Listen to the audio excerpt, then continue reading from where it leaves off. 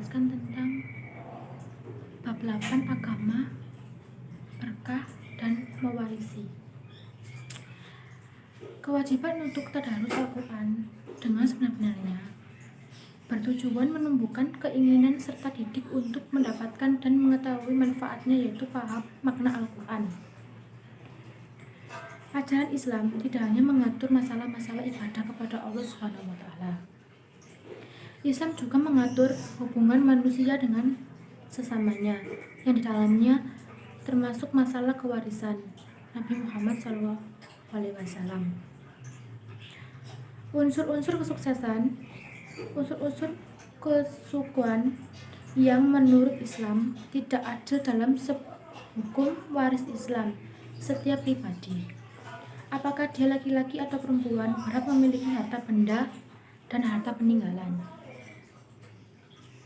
Demikian juga dalam hadis Nabi SAW disebutkan yang artinya sesungguhnya ulama adalah pewaris para nabi. Adapun menurut istilah, warisan adalah berpindahnya hak kepemilikan dari orang yang meninggal kepada ahli waris yang masih hidup, baik yang ditinggalkan itu berupa harta, uang, tanah, atau apa saja yang berupa hak milik legal secara syar'i.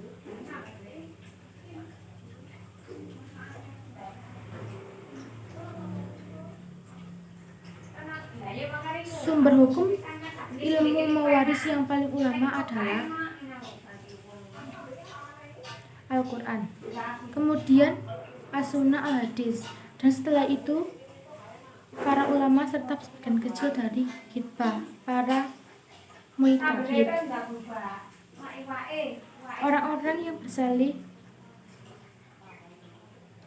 Ada hadis As-Sunnah dari Ibnu Mas'ud yang berbunyi, bersabda Rasulullah SAW, pelajarilah Al-Quran dan ajarkanlah kepada manusia, dan pelajarilah Al-Fariq dan ajarkanlah kepada manusia, maka sesungguhnya aku ini manusia yang akan mati, dan ilmu pun akan diangkat. Hampir saja nanti akan terjadi dua orang yang berselisih tentang pembagian harta, warisan, dan maksiat dan masalahnya, maka mereka berdua pun tidak menemukan seseorang yang memberitahukan pemecahan masalahnya kepada mereka.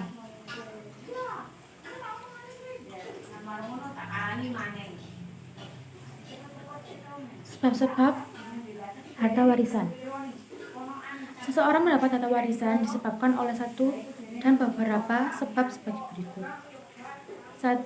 Nasab atau keturunan, yakni kerabat, yaitu ahli waris yang terdiri bapak dari orang yang mewaris atau anak-anaknya beserta jalur bersampingan, saudara-saudara beserta anak-anak mereka, serta paman-paman dari jalur bapak beserta anak-anak mereka.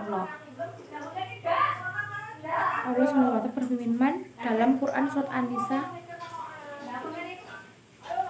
2, pernikahan, yaitu akad yang sah untuk menghalalkan hubungan suami istri walaupun suami belum menggaulinya serta belum berduaan dengannya. Allah SWT berfirman dalam Quran surat An-Nisa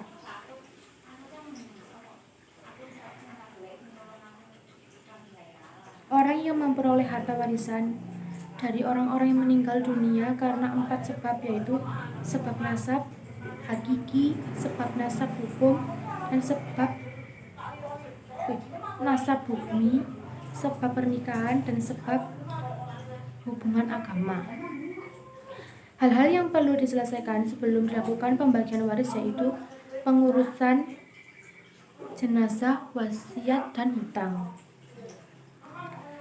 Ka'ab bin Malik meriwayatkan bahwa Rasulullah SAW bersabda, 2 serigala lapar yang dilepas di tengah-tengah sekumpulan domba tidak lebih merusak daripada kerusakan pada agama seseorang karena ketamakannya terhadap harta dan kedudukan.